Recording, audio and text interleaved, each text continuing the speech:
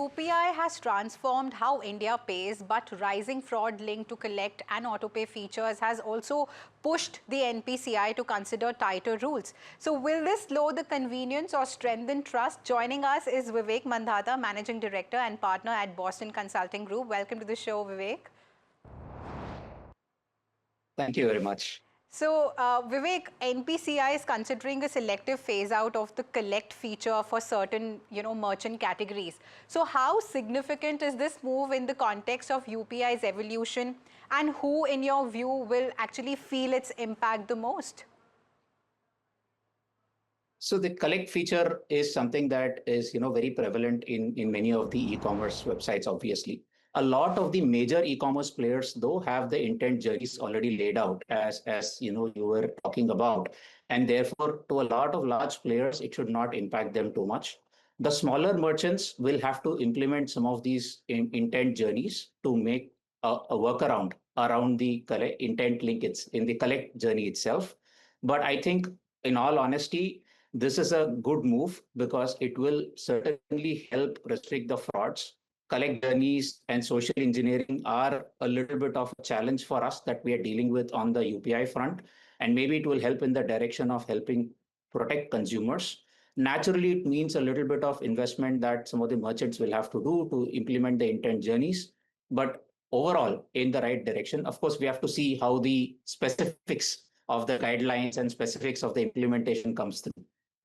Absolutely. So the specifics of the guidelines is likely to be seen, but that impact of course differs for merchants and the users. So when we talk about impact, does this move really affect the merchants more than consumers, or is it actually aimed at fixing a user side trust issue that has been building up around the collect requests? I think it's the other way around, right? I think intent journeys give you a lot more comfort because you actually go to an app that you're comfortable with. You see the merchant's name as you're making the payments, and therefore you are quite comfortable in who you are paying to.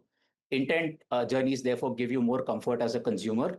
The collect journeys, of course, on trusted websites, on very mature consumers, it's fine. But there are many consumers who can get taken for a ride. And therefore, from an experience perspective, also for a consumer, intent is a better experience, technically speaking. However, the implementation is what the merchants will have to deal with. Absolutely. So implementation is what the merchants will have to deal here, but trust is also a big concern in, recurring payments. So NPCI is also planning stricter display rules for the autopay. So how do you see this changing the way users approve and also understand the recurring payments, especially the subscriptions that often go unnoticed? I think many a times the users know what they are subscribing for, but there are those odd occasions where they are not very clear how the subscription is being executed, right? What the display guidelines can really do is educate the consumer on how this is being executed at the back end, and also in terms of their ability to manage it better as you go along, right? One of the great features of Autopay is your ability to manage the subscription on the app or the commerce app on which you set it up, which actually doesn't exist with many mandates setups today. Now, with greater display and knowing that you're actually setting it up through Autopay, you're giving more power in the hands of the consumer. Yes, it's a little bit of investment, again, like I said, that merchants will have to do. But this is, again, going in the same principle of putting more power in the hands of the consumer.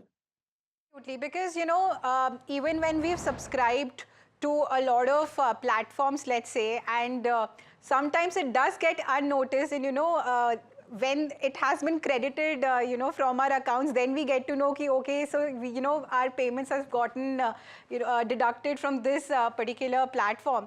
So, yeah, so basically, I think the display would matter much more to the user now. It might be, what do you see? The graphics that they might be getting all the details at front.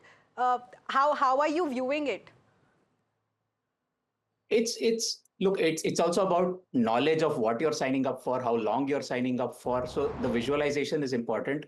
And it also walks in line with the overall data protection framework that the country is moving towards, right? More consent driven, more transparency on the consent.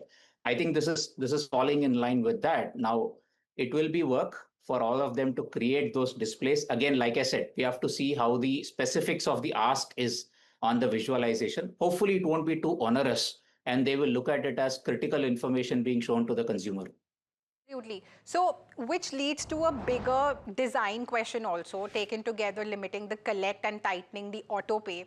So, do these changes really strike the right balance between convenience and security, or are we, tilting the scale too much towards caution? Look, I think UPI already has one of the lowest fraud rates when you just measure it as a percentage terms, right? And you compare it with any other payment rate. But in absolute terms, given the scale at which it is operating, it is still a significant number in absolute terms. And therefore, it's been a cause for debate for long. Anything that goes into protecting the consumer interest and helping avoid frauds that you can avoid, I think is in the right guardrails. Like I said, it won't impact too many large merchants. It's still is in the direction of consumer convenience. Yes, as long as they give enough time for merchants to implement this and do it with the right guardrails of what are you asking them to display for auto pay, etc., I think it's the right balance. The Okay. specifics of the guideline will decide if they have overreached, but I suspect that given whatever we have seen so far, I think there'll be a right balance. So there'll be a right balance, but that balance matters most for the smallest players here. So is it going to hurt the small merchants more because they rely heavily on collect for ease of payments? It will, but it also is to be said that most of the PAs who provide the intent journeys today provide it in a pre-integrated way. So it is a matter of them activating that service. Many of the PAs in the market have this as an out-of-the-box offering, right? So they can actually implement it quite easily. Will they still have to incur a cost? Absolutely, yes. The small merchants are the ones who are online and don't have these journeys integrated today. So are they going to be the most impacted? The answer is yes. Okay, okay. So, convenience versus security is what I would say. So, uh, so how different it's gonna be, because UPI, when we look at it, like you said, rightly pointed out that it's the safest option so far, and viewers trust the platform much more than any other platform per se. So, so with these tighter norms coming in, it feels that NPCI, it's really tightening the noose here and giving more sort of safety to the users. And so, what do you have to say holistically that the NPCI action that has come in here? So, like I said earlier, I think it's in the right direction of protecting the consumer. It also falls in line with consumer awareness that we are speaking about in the country. As we get more and more digital, it's important for consumer to be aware of what they are signing up for and what they are doing. And especially when it comes to the collect feature, if that gets replaced with more and more intent journeys, I think the consumer convenience aspect will go up while protecting frauds. Yes, it is a cost to the ecosystem as an interim step, and it's a short-term cost that they will have to incur for a much longer-term benefit, is what I would say.